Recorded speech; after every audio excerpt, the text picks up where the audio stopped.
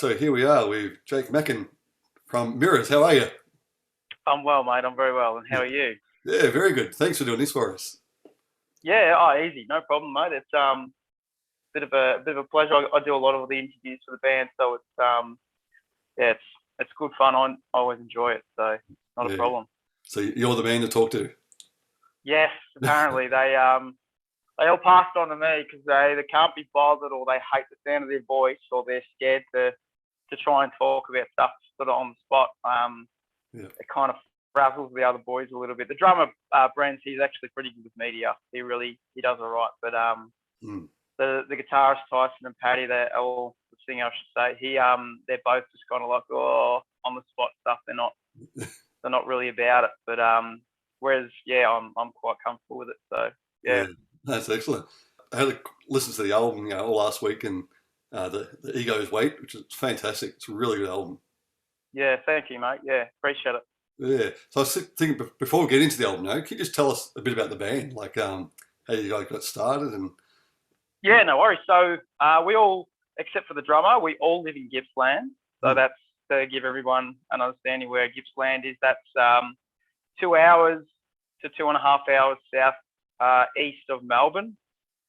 And yeah, myself, Tyson, the guitarist, and the singer Paddy, we've all known each other sort of over on and off for, I suppose, I don't know, probably 10 years, maybe something around that era. And the way it all began was Tyson was writing just music and had some ideas and approached Paddy and said, "Oh, look, would you want to put some vocals over this?" And he did, and he said, "Yeah, that'd be cool." And then he released it on YouTube, and I think on a Facebook page and things like that. And then it showed up. Well, my brother Levi sent me the link. He's like, "Oh, check these guys out.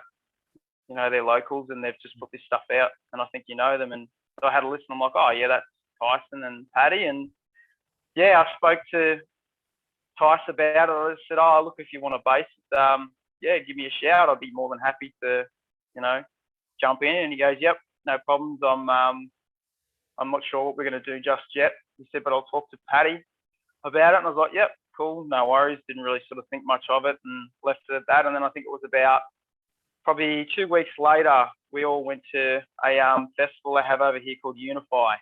yep. And yeah, we all caught up at Unify, and they said, "Oh, look, you want to come around for a jam?" And I think the week later or the next weekend, I was around there, had a jam, and they were happy, and I was happy, and it just sort of that's how I got into the band, and it all sort of kicked off. Right. Yeah, and it was crazy. We were just sort of like at the start, like, "Oh, look, we're probably not going to be very busy or aim to be busy, just play a couple of shows a year, you know." But as soon as it started, it was like, I remember walking out of the door of Tyson's house thinking, nah, this is too good to be sort of something that's only just going to happen a couple of times a year. Yeah, yeah. Um, so That's, yeah, and it went from there, mate. We've just it's just been going from there ever since, I suppose. So it's been, I think, we started playing live shows. I think it's been 5 or 6 years now. It's been a crazy run, to be honest. So. yeah. So you guys did know each other though before the band, no? Absolutely, yeah. So I knew Paddy. I suppose him and I both do like a bit of martial arts, like myself, boxing and a bit of kickboxing and that. And we used to go and train with a guy in his shed, sort of in another small town nearby. Okay. So him and I sort of knew each other that way as well. And then Tyson and I knew one another from the band scene from around where we live here in this town called Traralgon. So yeah, we've always known each other and always been friends too. Sort of just yeah, it's been a pretty good mix, to be honest. So Yeah. That's a perfect mix, really. yeah, absolutely, man. We all gel so well, and we all get along so well, and there's never any issues. Yeah. We all just seem to mold together really well. So Yeah. yeah. Pretty much like just before the pandemic, I'd say. It looked like things were really starting to happen, sorry. And then the whole pandemic happened. So was that like Mhm. a big downer for you guys? No, actually. So we were really quite blessed in the pandemic because that's how we wrote, and when we wrote the Ego's Weight. Okay. Yeah, so that gave us the opportunity to write that album. I suppose. And like for us, yes, the music scene completely died right off for, I suppose, it probably was more or less like 2 years. Yeah. At least it felt like that. And anyway, and so it was the perfect amount of time for this album to get, I suppose, written and done properly. You know, like there was no pressure, there was no anything. It was just coming out of Tyson and Paddy in a way that you could only dream of. You know, you could only hope that you could have the time and the effort and the quality that it got that we had over the pandemic. So it was a really a blessing in disguise for us in that respect. And we were really lucky too with our work, you know, with what we do for jobs. Like I'm a boilermaker, so is Tyson, Paddy's a chippy. So we were able to continue to work, you know, and it didn't really stop for us. It was just obviously there was the lockdown laws and things like that, which weren't anywhere as severe down here or us as they were in Melbourne. But yeah, so like I suppose the pandemic was a bit of a good thing for the album. Yeah. So prior to going like recording it, did you guys already have a lot of the songs already? Yeah. So the album before we went into the recording studio was well and truly written. Okay. So Tyson did all the pre-writing, and so did Paddy. And then we went into, I suppose, the studio, and the guy we used is another guitarist from another really big heavy band in the scene called Alpha Wolf. One of their guitarists, Scotty Simpson, does all of their recordings and does a few other bands and things like that. And so we gel with him really well. And so we went into his studio at his house and laid down the album. I think it was, once it was all pre-written, it was probably recorded from guitars, vocals, and bass, I think within probably a week or two. Wow. And then, Bren's, our drummer, I think did the drums in basically either 1 or 2 days. So we smashed through it, mate. Yeah. So That's having that time with the pandemic, like I say, it just gave us ample time to just absolutely nail it, you know. So So you spent a lot of time on the mixing and mastering after that? So with the mixing and the mastering, it went to, which you would have probably read, it went to a guy called Lance Prance, he's a very, very busy and a very well-known metalcore heavy music producer. He lives in King Lake and actually comes from down this way as well. And we just, we sent it to him because he's Alpha Wolf's main guy as well. So we got to know Lance through playing shows with Alpha Wolf and through recording with Scotty. And then we sent it to him to get obviously produced and whatnot. And the end result is from him. So very happy with what he's done. So going over to some of the tracks, I mean, you got the film clips for a few of them, which again, fantastic film clips. I was amazed by those. Like, wow, it's full on. Absolutely. The film clips were we used a guy called Ben, who's got a company in Brisbane called Third Eye Visuals. And he's another guy who's really big in the scene as well for doing videography work, and he's an excellent photographer as well. So we used him because we got to know him through Alpha Wolf. We watched one of the film clips that he did for Alpha Wolf quite a while ago, and we were blown away by that. So we reached out to Ben and we said, we're interested in obviously getting you to do these film clips for us for this album. Here's our album. What do you think?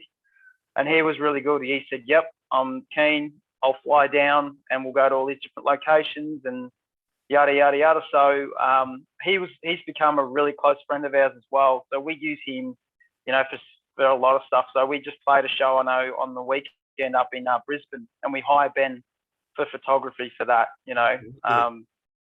he's another amazing guy, and he's done everything as far as the production goes. All the digital stuff is entirely him for our film clips. An absolute workhorse, mate, doesn't stop and produces the best qualities for what you want as a band. You know, and not just as an amazing guy, what he does, but an incredible human being as well. So yeah, for sure. Yeah. I mean, the one that really stood out to me was that Purple Static. That film clip. Yep. Incredible. Yeah. Yes, absolutely. We were thinking the same, in the sense of we wanted to create a film clip that was not just your generic, okay, the bands in the other two film clips. It's like, righto, we enjoy now a storyline that I suppose has minimal amount of us, the band, in it itself. Yep. And the visualization tells the story of what's going on in the song. And, you know, each person that watches it, it's, you know, lots of different mixed opinions of what they take out of it. There's been no negative stuff, which is really cool. Which is fine if there is, you know, it's not for everyone, we understand that. But there's also, there's a great deal of feedback that comes back that's so different and out there. It's just like, oh, that's what you want, you know? So, it's cool. Now, the other one, Leave Them Behind, that song itself is just great. It really shows his vocals on that one. Like, you got the clean vocal, you got the clean falsetto, you got the scream, you got the growl, you got everything. No, that song, I remember when Paddy first wrote it and sent it to us, because I think there was about three songs he did in 3 days, and that was one of them. And we're all just sitting there, myself and Tyson and Bren, our drummer, when we're listening to it, you know, and this was just when it was in its early stages. And it was very similar to what you hear now. And it was just like, whoa, like, this has got everything going on in this one song, where it's got incredible highs, some great lows in there, and some amazing screaming, you know. So the emotion, the wave of emotion is just going, you know, like this through the whole song because of his vocals. So,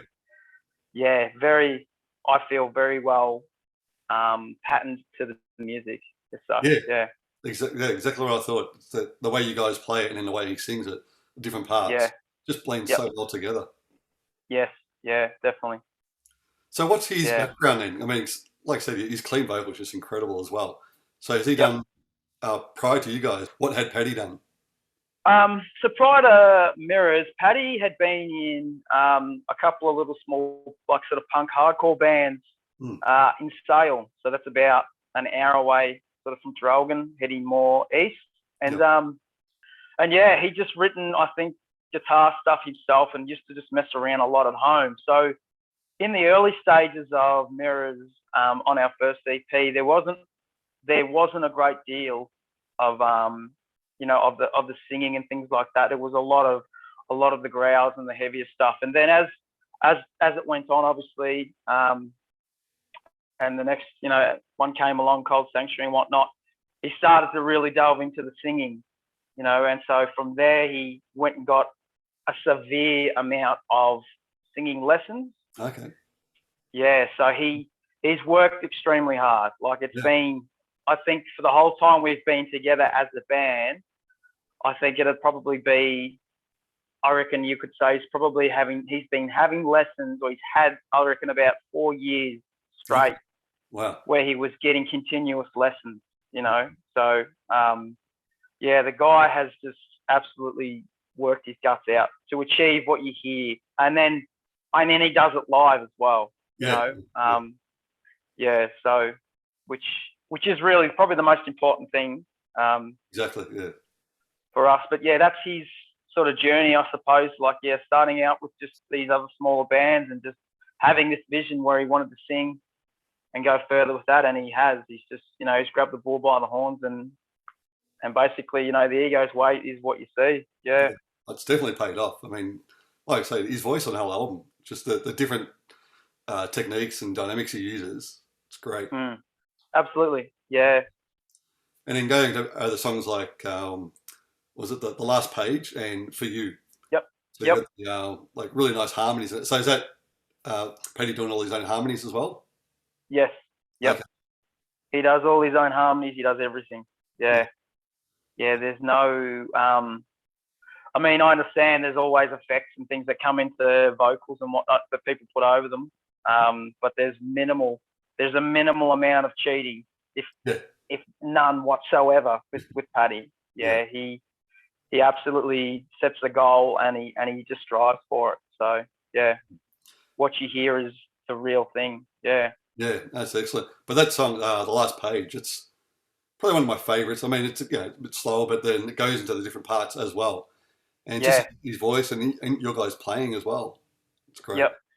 Yeah, absolutely. Yeah, Last Page is it's a killer. I love it too. It's just got a real hypnotic sort of flow through it for me, personally. And then yeah, his voice has to get I think he really gets tested quite hard on that song, you know, to hit all that nice sort of area with his voice.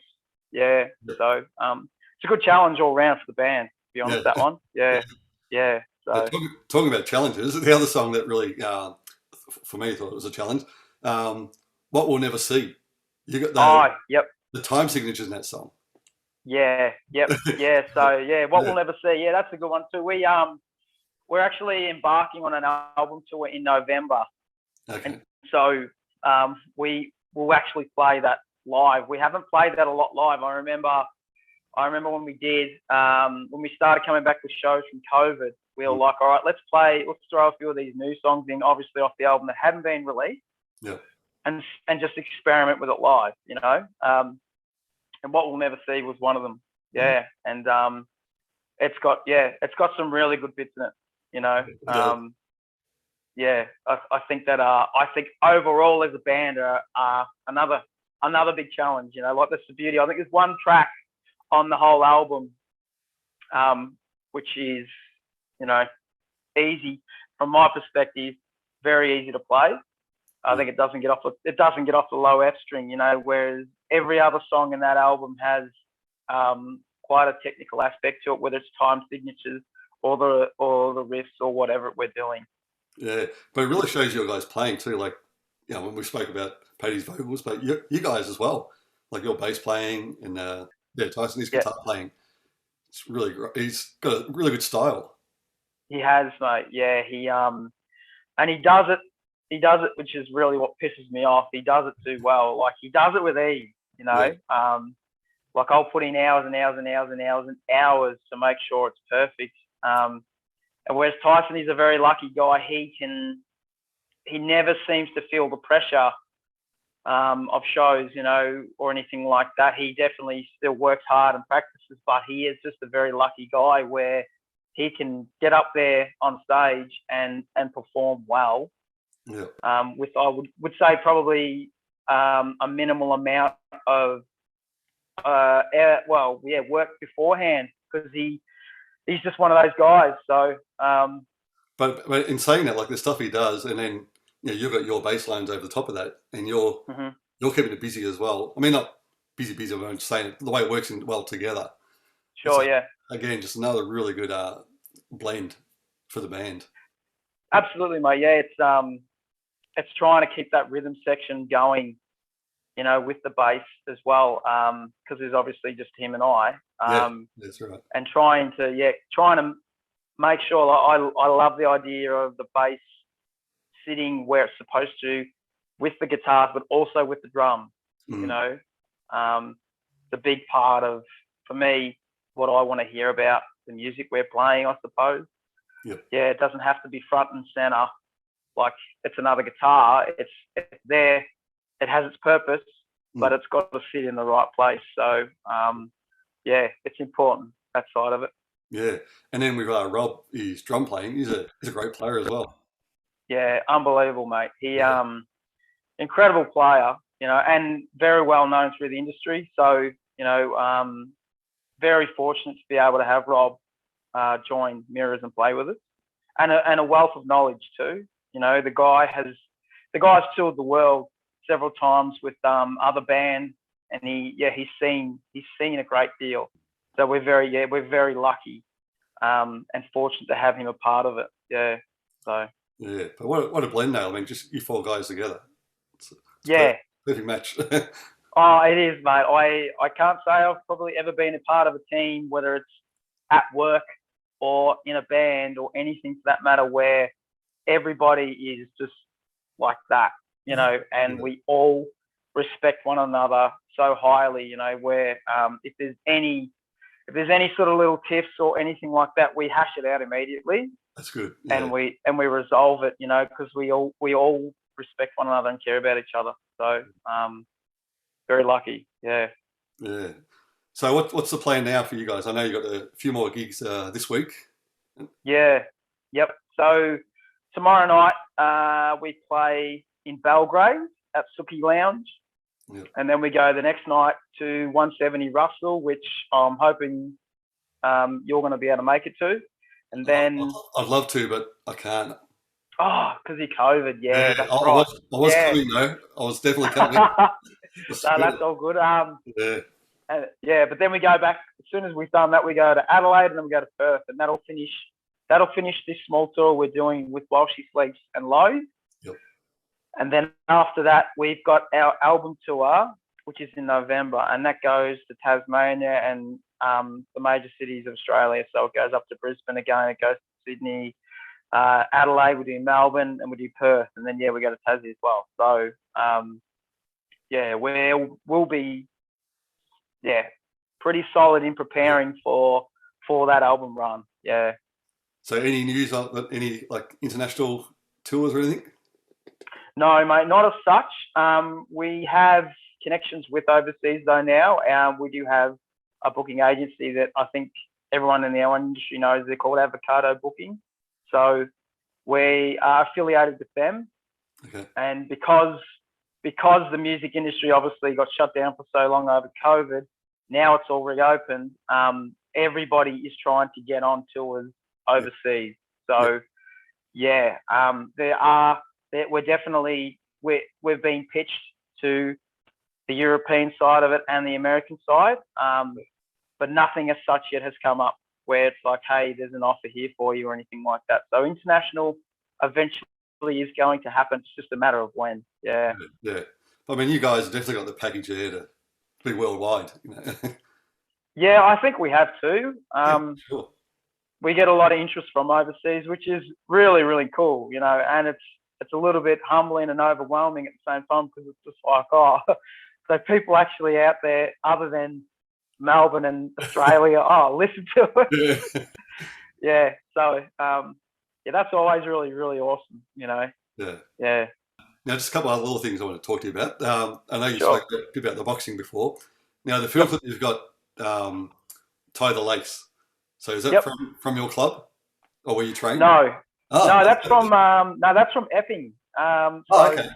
There's like an MMA gym or whatever out there in Epping. I think the Celtic kid, whatever his name is, the MMA fighter, that's his gym, I think, or where he trains. So that was filmed out there like forever and ago. Yeah, a day ago. Yeah. So long time ago. But no, that's nothing to do with where I've trained or where Paddy trains or anything. It was just an idea that I think the guy who did the video at the time, who filmed this, he said, "Oh, how about we do this?" and just pitched the idea, and we're just like, "Yeah, sounds cool." So, we just went from there. Yeah. Is that what's his name? Jake Matthews? Is that the Okay, yeah. That's right. Yeah. So I think I imagine he's still out there. I'm not 100% sure, but at the time when we filmed it, that was his main residence of gym. Yeah. Mm. Yeah. And now, just to put a little bit of a downer on things, but I mean, great song. The song Damien. Yep. So is that Tyson's brother? Is that right? But, yes. Yeah. What a film clip, and just a great way of explaining what happened, and just a tribute to Damien, I guess. Yeah, absolutely. It was a perfect way for us to, I suppose, go forward. Go forward in the best way possible and keep him still, you know, alive in a sense in the whole scene. If you watch that video, you'll see our very first jam we had, that one I talked about at the start of the podcast here. Damien was on the drums. Oh, really? So Damien was playing drums. Wow. So he was, the original drummer. Okay.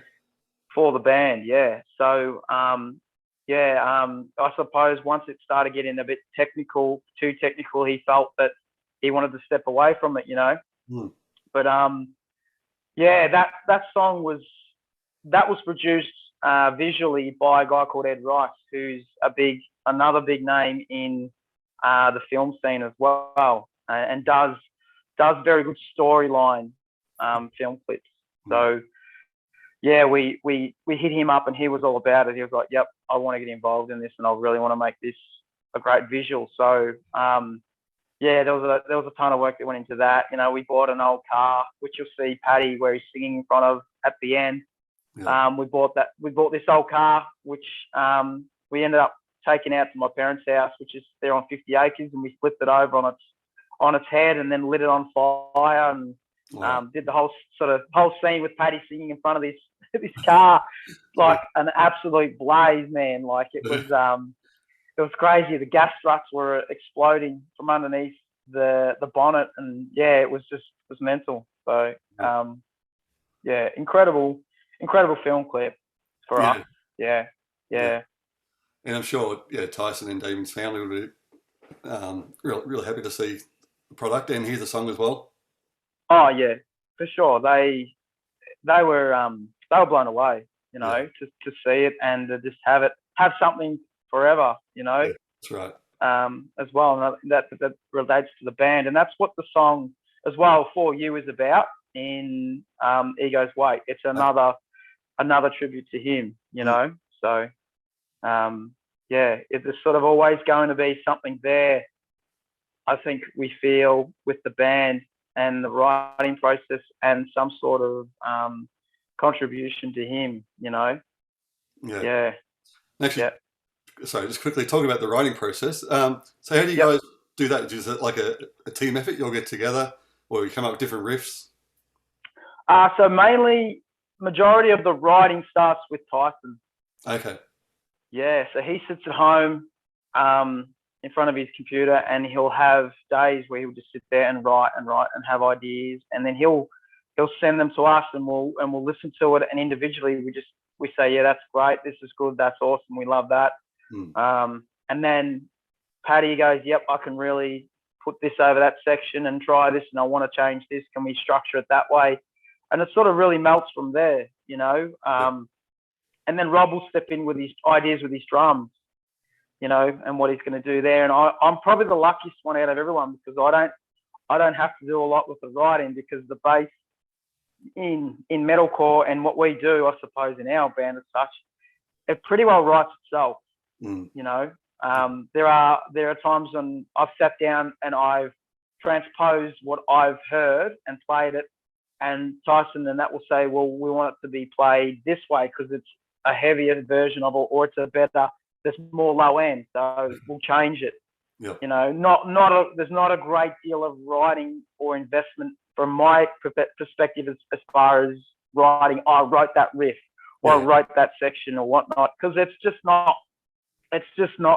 written that way, you know, and that's totally fine. And it comes out with we get the best result with what we do, anything, you know, with the music, the way it works. Yeah. You know, so and I've said it plenty of times, you know, too many cooks in the kitchen, it just can't work. Yeah. So yeah. No, but no, it sounds awesome. I mean, it's been out for a while now, hasn't it, the album? Yeah, it came out last year in, I think it was October, we released it. Yeah. So either the end of October and the very beginning, maybe November. So yeah, it's doing really good for us. So I'm sure everyone that's listen to the podcast is going to love it, and make sure you check out the album. All right, well, better let you get on with your day. Yeah, no, that's fine, mate. It's been a pleasure. So yeah. No, thank you. Yeah, it's been unreal, mate, and I'm very grateful. So thanks. Thank you very much. No problem. And sorry I can't make it on Thursday. No stress. Well, like I said, November. So yeah, that's it. I'll be there for sure. Yeah, awesome. Good stuff. Yeah. All right, well, thanks, Jake. Again, appreciate your time. Oh, no worries, man. And I'll we'll see you soon and talk to you soon. Yeah, for sure.